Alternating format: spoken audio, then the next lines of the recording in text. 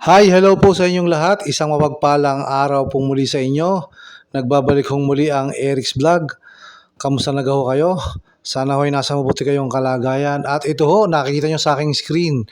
Pag-usapan ho natin itong BSKE 2025. Ano ho ba itong BSKE 2025? Ito ho yung Barangay and Sangguniang Kabataan Election 2025. So yan ho ang pag-uusapan natin dito sa aking video ito.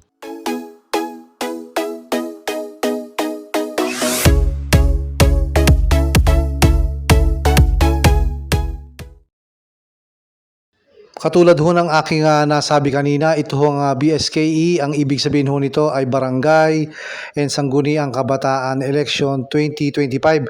So katatapos lang ho ng eleksyon ng midterm ho, itong May 12, 2025, kung saan ho ay naghalal tayo ng mga senador at yung mga posisyon ho sa lokal mula ho sa konsihal ng bayan, sa vice mayor, mayor, board member, mga kongresista, yun ho vice governor, governor. So yun ho ang ating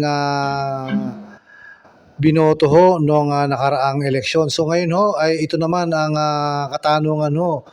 Matutuloy ho ba ang Barangay and Sangguniang Kabataan Election 2025 ngayong taon ho? So marami ho ang nagsasabi na hindi ho matutuloy, yung iba ho matutuloy. So ano nga ho ba talaga ang tunay dun ho sa mga kumakalat na mga bali-balita ho tungkol nga ho dito sa BSKE 2025. So yan ho ang ating tatalakayin ho. Ito ho, ayon ho sa GMA 7 at sa mga iba hong pahayagan at mga media ho, ay meron hong nilabas ang COMELEC na mga calendar of activities ho, o mga petsa na kung saan ho ay nandun ho nakapaloob yung mga petsa ho ng pag-file ng candidacy, yung mga registration at yun hong araw ho ng eleksyon. So para ho sa akin, ang Barangay and Sangguniang Kabataan Election 2025 ay tuloy na ho. Dahil yan ho ay sinabi ng COMELEC. Kaya ang petsa ho ng halalan para ho sa Barangay and Sangguniang Kabataan Election 2025 ay mangyayari po ngayong taon at ito ay magaganap sa December 1, 2025. So yan ho ang petsang ibinigay ng COMELEC. So balikan lang ho natin ang mga pangyayari ho sa mga nakalipas ho na taon. Ito ho, para ho sa kaalaman ng lahat, ang Barangay and Sangguniang Kabataan Election ho ay nakansila ng 4 na beses ho sa panahon ni former President Rodrigo Duterte at pinirmahan ho ang pagkakansela ho na yan na nagmula ho sa mababang kapulungan at inakyat ho sa Senate at pagkatapos ho ay ibinigay sa Presidente upang maging ganap na batas. At ito ho ay nangyari 4 ho na taon. Ayan ho, makikita ho ninyo 2016, 2017, 2018 at 2020. So yan ho ang mga panahon na kung saan ho ay kinansila ang pagdaraos ho ng Barangay and Sangguniang Kabataan Election dun ho sa mga nakalipas ho na mga taon. At dahil ho dyan ay meron hong isang election lawyer sa pangalan ho ni Attorney Romy Macalintal.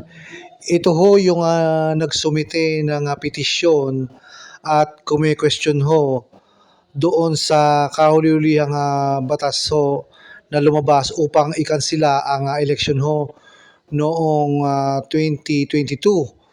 So ayan ho, nag-file ho si election lawyer attorney Romy Macalintal ho noong mga nakalipas ho na taon dahil nga ho sa pag-question sa makailang beses ho na pagkansila ng Barangay and Sangguniang Kabataan Election. So yan ho.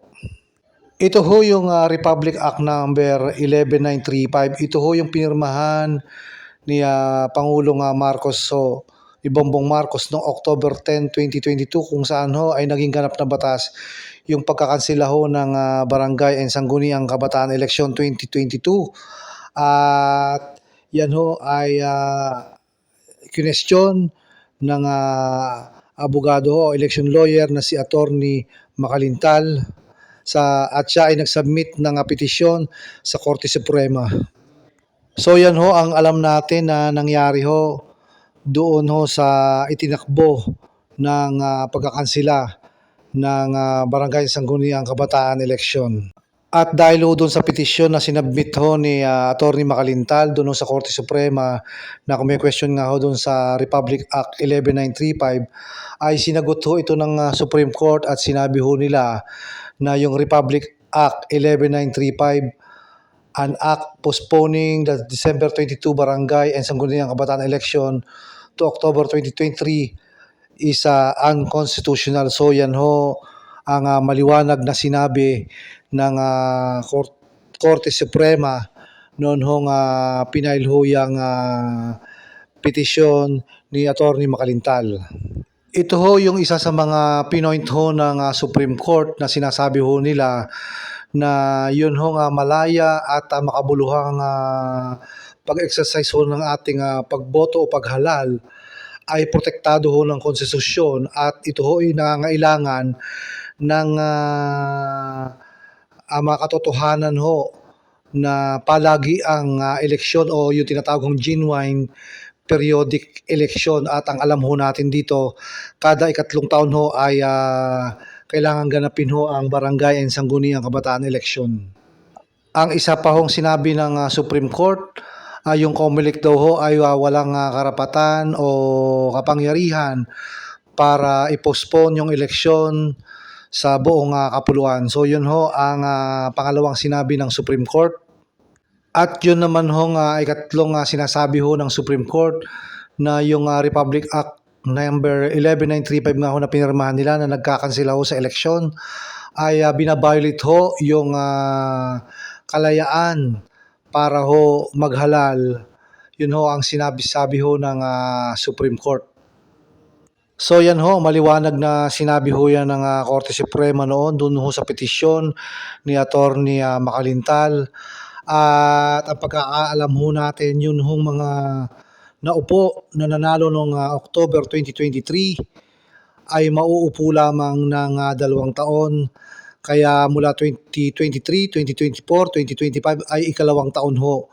Pero kung tutuusin ho, dapat nangyari ho ang eleksyon noong 2022 at matatapos ng 2025. Kaya ang sinabi ng Korte Suprema ay kailangan magkaroon ng eleksyon ngayong December 1, 2025.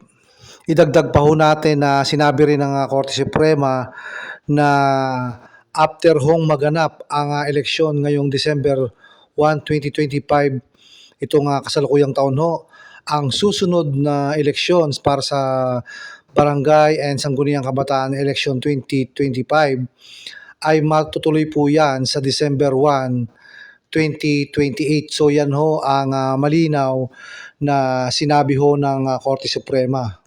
Kaya yun hong mga nagsasabi na at nababasa natin na hindi matutuloy ang Barangay and Sangguniang Kabataan Election ngayong 2025 ay wala pong katotohanan yun dahil yan po, katulad ng aking nasabi, ay nadesisyonan na po ng Korte Suprema po yan noong 2022 at sinasabi nila na dapat ay merong palagian at makatotohanang eleksyon kada ikatlong taon at para hindi rin ho sikilin ang karapatan ng mga mamamayang Pilipino para maghalal po ng mga barangay and sangguniang kabataan na official ho sa kanilang mga barangay. So yan ho ang maliwanag. Para ho sa akin, ito ho ay matutuloy ngayong December 1, 2025.